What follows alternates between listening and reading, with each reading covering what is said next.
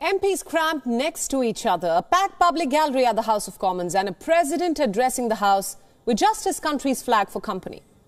When Volodymyr Zelensky addressed the House of Commons on Thursday, he called Ukraine's struggle similar to that of Britain under Churchill.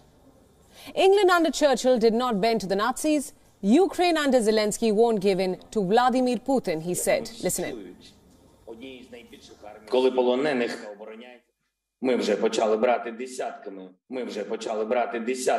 We do not want to lose what we have, what is ours, our country, just as you did not want to lose your island when the Nazis were preparing to start the battle for your great country, the battle for Britain.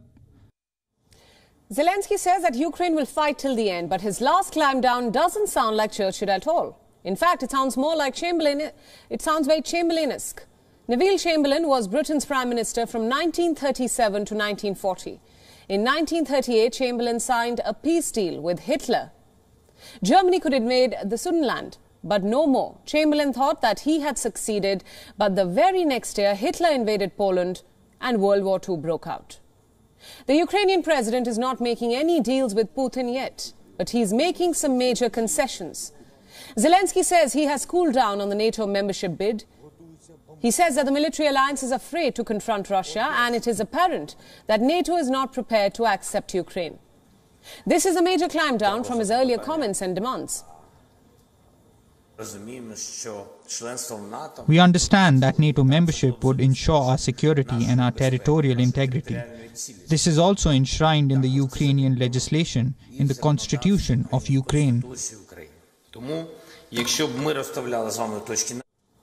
Zelensky had rallied for a NATO membership before the conflict, but now he says he does not want to be president of a country that is begging for something on its knees. But this isn't the only concession he made. The Ukrainian president was even open to more compromise, like the status of the rebel-held areas of Donetsk and Luhansk. Zelensky's concessions are exactly what Russia has demanded. Yesterday, Russia laid down 4 demands to end the invasion. 1. Ukraine must stop all military action. 2. Ukraine must change its constitution to enshrine neutrality.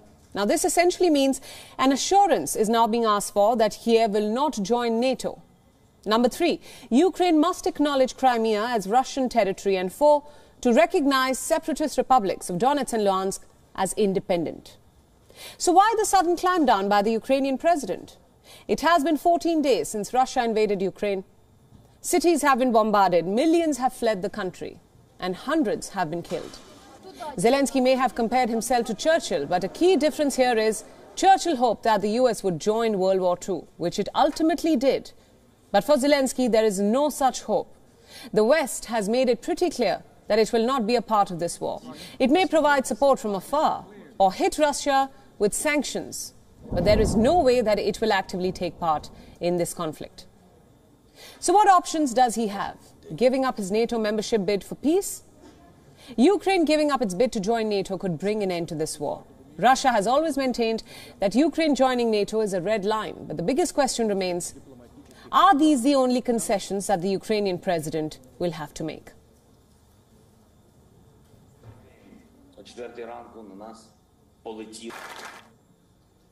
Now, for more analysis into where this war is headed, I'd like to introduce my guest in this broadcast. Joining us live from Kiev is Inna Sovsun, a member of the Ukrainian parliament. Also joining us live from Brussels is Peter Klepp, the editor-in-chief at Brussels Report. Thanks to both of you for joining us on WION at this hour. Thanks for having us. Inna, my first question to you, let's start by talking about Zelensky's recent comments. I'd like your views on President Zelensky's recent statement saying that Ukraine under Zelensky won't give in to Vladimir Putin. And this, of course, has been followed by him saying that he's no longer interested or pressing for NATO membership for Ukraine. What do you make of this change in stance? Well, I think the messages are slightly complicating right now, because we also had some clarifications from the president's party made later, saying that they are not giving up on the general course of Ukraine foreign policy.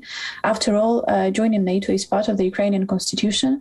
And also, we know very, very well that Russia attacked Ukraine in 2014 when we were officially a neutral state. when we were a non-allied state without any aspirations to join NATO. So frankly speaking, pretending that Putin will just be okay with changing our constitution is nonsense, because Putin attacked us not because we said that we want to join NATO. We actually want to join NATO because he attacked us. So this is actually quite a different situation compared to what the Russian is trying to pretend to describe it to be. And I also do not think that President Zelensky meant that we don't want to be part of NATO. I think he was just stating that given the current NATO reaction to what is happening in Ukraine, to the war that Putin launched against us, we are not seeing a way forward moving into NATO just right now. But I really do not think that he would be able, after everything that has happened, just say that we are not joining NATO anymore. Just because now it's a matter of survival for us, it's a matter of assuring our security. Because again, Putin did not attack us because of NATO. We want to join NATO specifically because Putin attacked us. Right. Peter, coming to you, I'd like to take the same question with you as well.